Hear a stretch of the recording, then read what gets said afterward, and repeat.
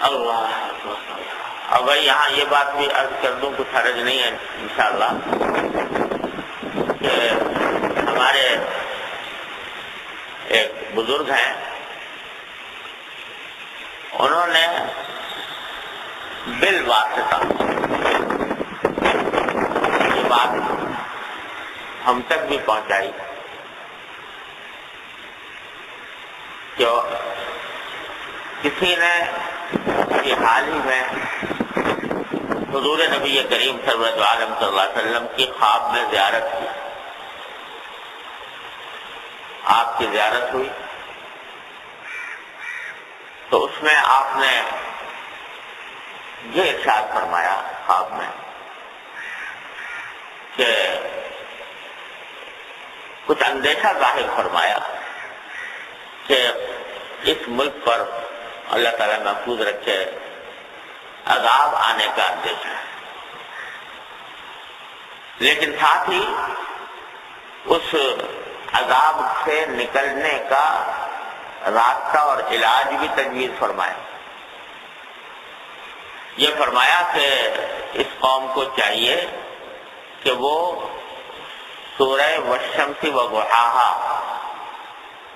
جو ام کے بارے میں سورت ہے والشمس وضحاہا، اس کو کثرت سے پڑھیں،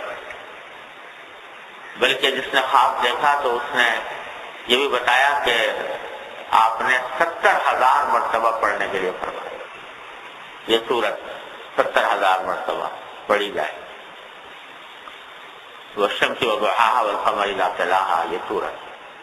اور بظاہر 70,000 کا مطلب یہ ہے کہ سب مل کر بھی 70,000 کا عدد پورا کر لیں تو اللہ تبارک و تعالیٰ کی رحمت سے امید ہے کہ شاید اللہ تعالیٰ اپنے فضل و کرم سے ہمارے حالات پر رحم فرمائے۔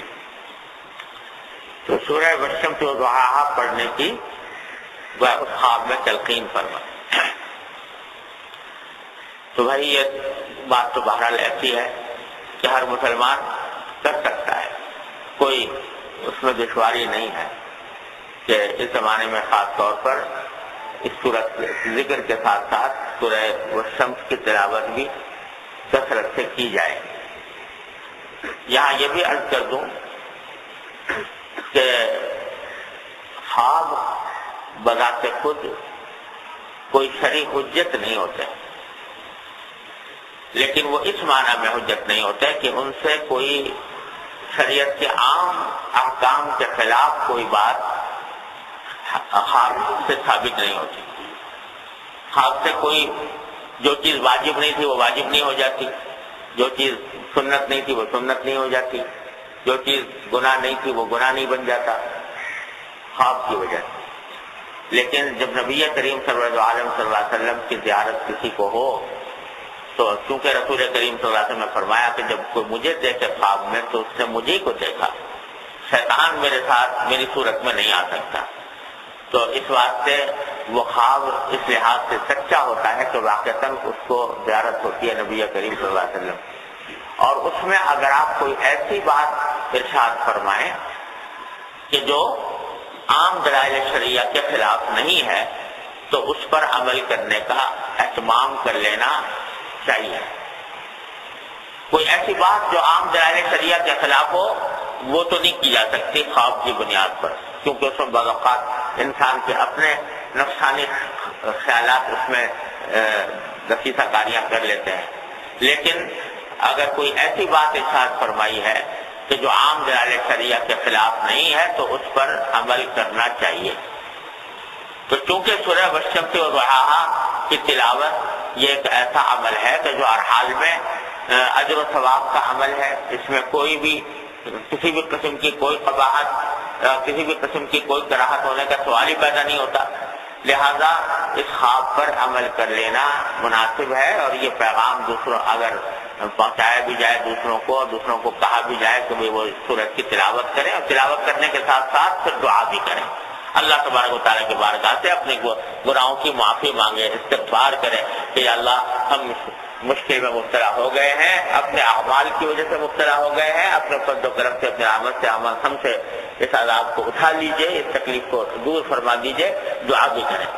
تو جتنا ہو سکے اس زمانے میں اس کا بھی اہتمام کرنا چاہیے۔ اور بھائی کسی زمانے میں ایسا ہوا کرتا تھا کہ جب اس قسم کی کوئی عام مشکل پیش آتی تھی مسلمانوں کو تو اس وقت آیت کریمہ کے لوگ ختم کیا کرتے تھے، گھر گھر ختم ہوا کرتے تھے، آیت کریمہ پڑھی جاتی تھی، دعائیں ہوتی تھی۔ اب وہ مسئلہ بھی کچھ نظر نہیں آتا کہ لوگوں کے دلوں میں یہ فکر نظر نہیں آتی کہ اس قسم کے اجتماع کر کے اس میں اللہ تبارک و تعالیٰ کے پناہ مانگی جائے اور لا الہ الا انت سبحانک انی کنت من الظالمین۔ اس آیت کریمہ کے بارے میں قرآن کریم میں آیا ہے کہ ہم نے اس آیت کی ان کلمات کی وجہ سے حضرت یونس علیہ السلام کو مچھلی کے پیٹ سے نجات دی، اور پھر فرمایا وَكَذَلِكَ نُنْجِي الْمُؤْمِنِينَ، ہم مسلمانوں کو، مومنوں کو اسی طرح نجات دیتے ہیں۔ تو اس کا بھی کثرت سے ورد بھی ہو اور اس کا اہتمام کیا جائے پڑھنے پڑھانے کا، تو کچھ بعید نہیں ہے کہ اللہ تبارک و تعالیٰ اپنے فضل و کرم سے ہمارے گناہوں کو معاف فرما دے اور اس خانہ جنگی کی مصیبت کو ہم سے دور فرما دے۔